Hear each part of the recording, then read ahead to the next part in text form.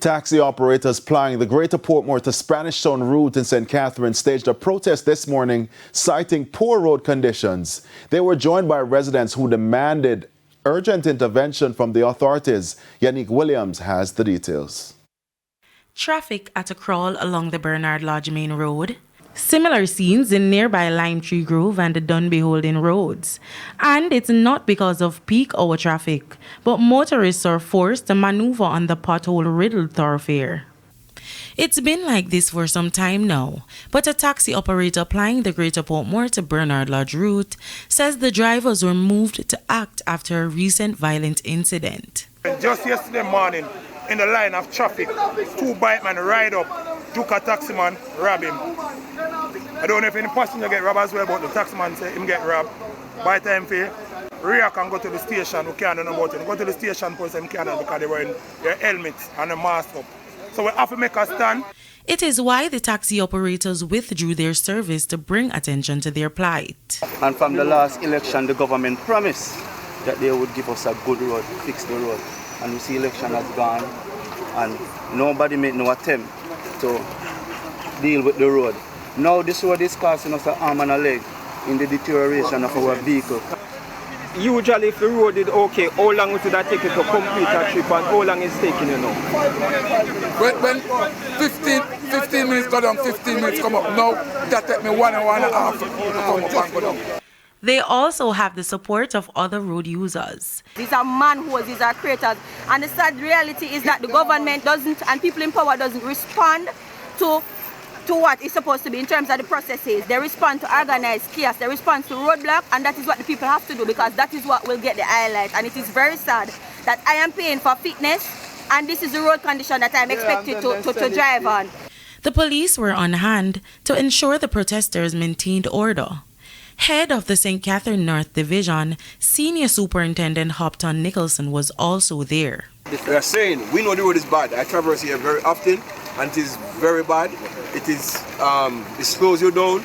I know you have to spend a lot of money to start the motor vehicle and to effect repairs on a regular basis. But what we are asking of you, not to block the main road. When contacted, Communications Manager at the National Works Agency, Stephen Shaw, says while estimates have been done, a revision is currently underway with a view to effecting repairs soon.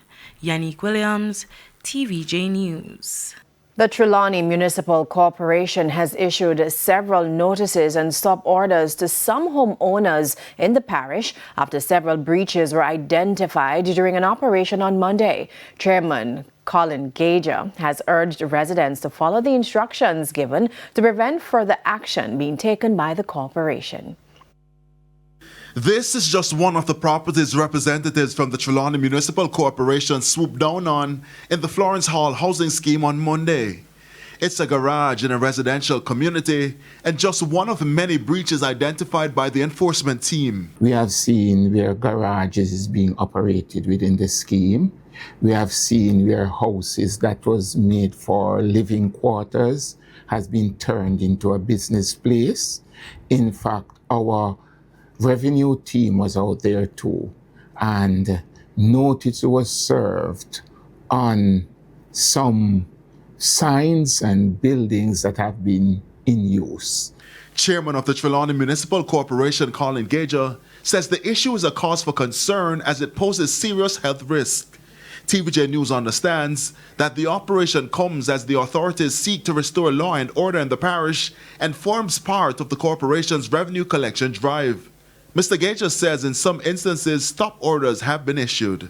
But many of these buildings that we are talking about, they are new buildings that is being built. Persons submit plans to, and it's sort of setting it to their own concern, which you would say, what is on the plan isn't what is being built, and that is cause for concern. When our news team visited the community, some residents were tight-lipped. However, we understand that some residents have bemoaned the actions of persons who've turned the housing scheme into business establishments. Business places should be where it is designed to be, a designated area. living quarters, it's a different place. So you can't just build and turn it into a business place. And then you expect your residents to be comfortable with you. In the meantime, the chairman says operations will be ramped up over the next few weeks right across the parish, and so he urged residents to comply with instructions given by the municipal corporation.